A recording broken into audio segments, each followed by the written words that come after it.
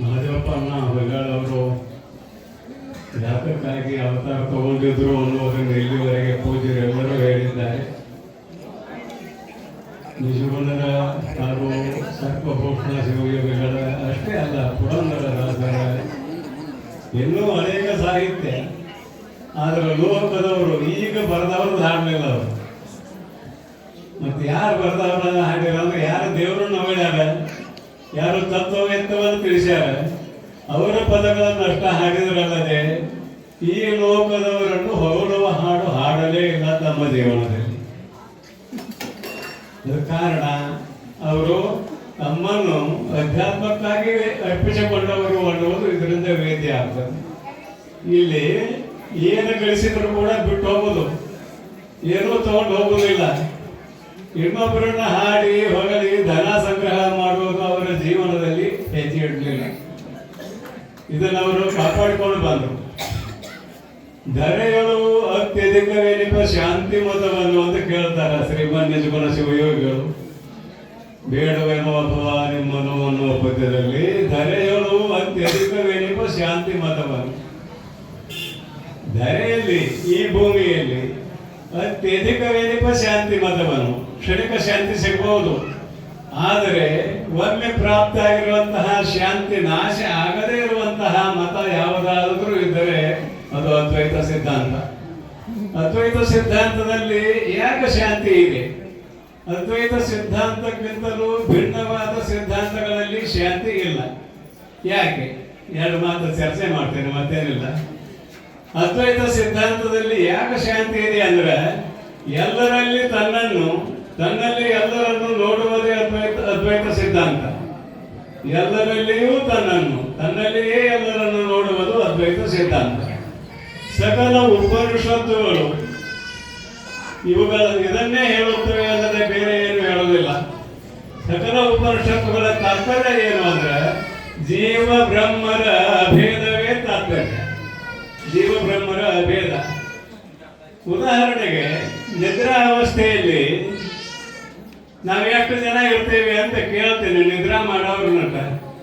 ನಿದ್ರೆ, ಗಾಢವಾದ ನಿದ್ರೆ ಪ್ರಾಪ್ತ ಆದಾಗ ಎಷ್ಟು ಜನ ಇದ್ರು ನೀವು? ಪ್ರತಿಯೊಬ್ಬರಿಗೂ ಪ್ರಶ್ನೆ ಇದು. ಒಬ್ರು ಇದ್ರು, ಇಬ್ರು ಇದ್ರು, ಎಷ್ಟು ಮಂದಿ ಇದ್ರಿ? ನೀವು ಒಬ್ಬರೇ ಇದ್ರಿ. ನೀವು ಎಚ್ಚರವಾಗಿಯೂ ಇದ್ರಿ. ನಿದ್ರೆ ಹೆತ್ತಿರ್ಲಿಲ್ಲ ನಿಮಗ, ಅದ್ರ ನಿದ್ರಿ ಮಾಡಿನೇ ತಿಳ್ಕೊಂಡ್ರಿ. ಇದು ಅಧ್ಯಾರೋಪ. ನಿದ್ರಿ ಮಾಡಿದ್ದು ಸೂಕ್ಷ್ಮ ಶರೀರ. ಸ್ಥೂಲ ಶರೀರ ಅಂತೂ ಮೊದಲು ಹೋಗಿದೆ, ಇದು ಸ್ವಪ್ನಾವಸ್ಥೆಯಲ್ಲೇ ಹೋಗಿದೆ. ಸೂಕ್ಷ್ಮ ಶರೀರ ಯಾವಾಗ ಹೋಗ್ತದ ಅಂತ ಕೇಳಿದ್ರೆ ಅಜ್ಞಾನದಲ್ಲಿ ತಾನು ಅಡಗಿಕೊಂಡಾಗ ಸೂಕ್ಷ್ಮ ಶರೀರ ಹೋಗ್ತದ. ಅದು ನಿದ್ರಾವಸ್ಥೆ ಅಂತ ಲೋಕಾರೂಢಿ. ಜಾಗ್ರ, ಸ್ವಪ್ನ, ಸುಷುಪ್ತಿ. ಆ ನಿದ್ರಾ ಅವಸ್ಥೆಯಲ್ಲಿ ಯಾರಿಗೆ ದುಃಖ ಆಗಿದೆ ಅಂತ ಕೇಳ್ತೇನೆ ನಾ, ಮತ್ತೇನಿಲ್ಲ. ಆ ನಿದ್ರಾ ಅವಸ್ಥೆಯಲ್ಲಿ ಯಾರಿಗೆ ದುಃಖ ಆಗಿದೆ? ಯಾವಾಗ ಎಚ್ಚರ ಆಯ್ತು ಶರೀರದಲ್ಲಿ ನಾನು ಅಂದ್ರೆ ದ್ವೈತ ಆರಂಭ ಆಯ್ತು. ಶರೀರ ನಾನು ಅಲ್ಲ, ಗಂಡು ಹೆಣ್ಣು, ವಿದ್ಯಾವಂತ ಅವಿದ್ಯಾವಂತ, ಕಲಾವಿದ ಇತ್ಯಾದಿ ಇನ್ನೂ ಏನೇನು ಎಲ್ಲ ತುಂಬಿಕೊಳ್ತದೆ. ಇಲ್ಲಿ ದುಃಖನ ಇದೆ. ಇದು ದುಃಖ ಭೂಯಿಷ್ಠವಾದದ್ದು ದ್ವೈತ. ಅದಕ್ಕಾಗಿ ದ್ವೈತ ಶಾಸ್ತ್ರಗಳು ಅದ್ವೈತ ಸಿದ್ಧಾಂತವೊಂದನ್ನು ಬಿಟ್ಟರೆ ನುಡಿದ ಎಲ್ಲ ಶಾಸ್ತ್ರಗಳು ದ್ವೈತ ಶಾಸ್ತ್ರಗಳು. ಅವರವರ ಬಡದಾಡ್ತಾರೆ. ನಮ್ದು ಸರಿ ಅಂತ ಅವ್ರು ಹೇಳ್ತಾನೆ, ನಮ್ದು ಸರಿ ಅಂತ ಇವ್ ಹೇಳ್ತಾನೆ. ಆದ್ರೆ ನಾವೇನ್ ಮಾಡ್ತೇವೆ ಅಂದ್ರೆ ಎಲ್ಲರಲ್ಲಿ ನಮ್ಮನ್ನು ನೋಡುತ್ತೇವೆ, ನಮ್ಮಲ್ಲಿಯೇ ಎಲ್ಲರನ್ನು ನೋಡುತ್ತೇವೆ. ಹೀಗಾಗಿ ಸಮುದ್ರದ ತೆರೆಗಳಂತೆ ಅವ್ರು ಬಡದಾಡ್ಕೊಂಡು ಹೋಗ್ಬೋದು, ಯಾಕೆ ನಮಗೇನು ಸಂಬಂಧ ಇಲ್ಲ ಅಂತೇವೆ. ನಿದ್ರಾವಸ್ಥೆಯಲ್ಲಿ ಯಾವ ಸುಖವು ಪ್ರಾಪ್ತವಾಗಿದೆಯೋ ಇದನ್ನು ನಾವೇನಂತ ಕರಿತೇವೆ? ಬ್ರಹ್ಮಾನಂದ ಅಂತ ಕರಿತೇವೆ. ಶಾಂಪಲ್ ಬ್ರಹ್ಮಾನಂದ ಅಂತ. ಬ್ರಹ್ಮದಲ್ಲಿಯೇ ಜೀವಾತ್ಮ ಮುಳುಗ್ತಾನ. ಬ್ರಹ್ಮಾನಂದ ಅಂತ ಸುಮ್ಮನೆ ಹೇಳಿಲ್ಲ. ಅಹರಹ ಬ್ರಹ್ಮ ಗಚ್ಚಂತಿ. ಎಲ್ಲ ಪ್ರಾಣಿಗಳು ಪ್ರತಿ ದಿವಸ ನಿದ್ರಾವಸ್ಥೆ ಪ್ರಾಪ್ತ ಆದಾಗ ತಮ್ಮ ಮೂಲ ಸ್ವರೂಪವಾಗಿರುವ ಬ್ರಹ್ಮದಲ್ಲಿ ಮುಳುಗಿರುತ್ತವೆ. ಮತ್ತೆ ಯಾವ ಶರೀರದಿಂದ ಮುಳುಗಿತ್ತು ಅದೇ ಶರೀರದಲ್ಲಿ ಜೀವಾತ್ಮನು ಎಚ್ಚರಗೊಳ್ಳುತ್ತಾನೆ.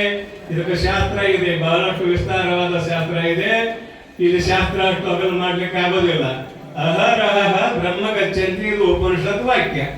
ನಾವು ದಿನಾಲು ನಿದ್ರಾ ಅವಸ್ಥೆಯಲ್ಲಿ ನಮ್ಮ ಮೂಲ ಸ್ವರೂಪದಲ್ಲಿ ಮುಳುಗುವುದರಿಂದ, ಇಲ್ಲಿ ಮುಳುಗೋದು ಹೇಳೋದು ಅಂದ್ರೆ ಏನಂತ ಕೇಳಿದ್ರೆ ಅಜ್ಞಾನೋಪ ಅಪವಾದ ಇದೆ. ಅಜ್ಞಾನದಲ್ಲಿ ನಾನು ಎಂಬುವ ಭಾವನೆ ಮಾಡುವುದು ಹೇಳುವುದು, ಅಜ್ಞಾನವನ್ನು ಬಿಟ್ಟು ಬ್ರಹ್ಮದಲ್ಲಿ ಲೀನಾಗುವುದು ಮುಳುಗುವುದು. ಆ ನಿದ್ರಾ ಅವಸ್ಥೆಯ ಸುಖ ಅದು ಸಾಕೆನಿಸದ, ಸವೆಯದ, ಬೇರೊಂದನ್ನು ಬೇಕೆನಿಸದ, ಕಡೆಯಲು ತನ್ನ ಸೂಕ ಕುಂದದ, ವಿರೂಪಮ ಶಂಭು ಲಿಂಗದೋಳು ಏಕ ಮೆಲಿಪ ಸುಖಮೊಂದಲ್ಲದೆ ಆವ ಪರಿಯ ಸುಖವ ಭಾವಿಸಿ ಬೇರೆಣಿಸಿ ತೊಡೆ ಅನ್ನುವ ಪದ್ಯದಲ್ಲಿ ಅದನ್ನು ವ್ಯಾಖ್ಯಾನ ಮಾಡಿದ್ದಾರೆ. ಅದಕ್ಕಾಗಿ ಧರೆಯಳು ಅತ್ಯಧಿಕ ಮೆಲಿಪ ಶಾಂತಿ ಮತ ಯಾವುದಾದ್ರೂ ಇದ್ದರೆ ಅದು ಅದ್ವೈತ ಸಿದ್ಧಾಂತ.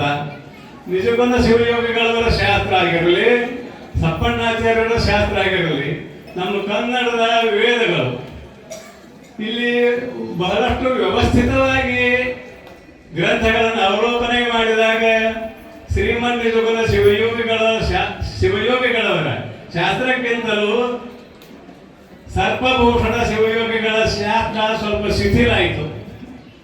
ಅದಕ್ಕಾಗಿ ಸಪ್ಪಣ್ಣಾಚಾರ್ಯರು ಅದು ಕರೆದರು. ಅವರನ್ನು ಒಂದು ವ್ಯವಸ್ಥೆ ಇದೆ, ಶಾಸ್ತ್ರಕ್ಕೆ ತನ್ನದೇ ಆದ ವ್ಯವಸ್ಥೆ ಇದೆ. ಶ್ರೀಮನ್ಯ ಜಗನ ಶಿವಯೋಗಿಗಳವರ ಎಲ್ಲ ಗ್ರಂಥಗಳನ್ನು ನೋಡ್ರಿ, ಬಹಳಷ್ಟು ವ್ಯವಸ್ಥಿತವಾಗಿ ಬರೆದಿದ್ದಾರೆ. ಬಹಳಷ್ಟು ವ್ಯವಸ್ಥಿತವಾಗಿ ಶ್ರೀ ಗುರು ವಚನೋಪದೇಶವನಾಲಿಸಿದಾಗಲಹುದು ನರರಿಗೆ ಮುಕ್ತಿ ಎನ್ನುವ ಪ್ರಥಮ ಪದ್ಯದಲ್ಲಿ ಎಲ್ಲ ಶಾಸ್ತ್ರಗಳನ್ನು ತುಂಬಿಟ್ಟಾರೆ. ಒಂದೊಂದು ನುಡಿ 5 ಸ್ಥಳಗಳ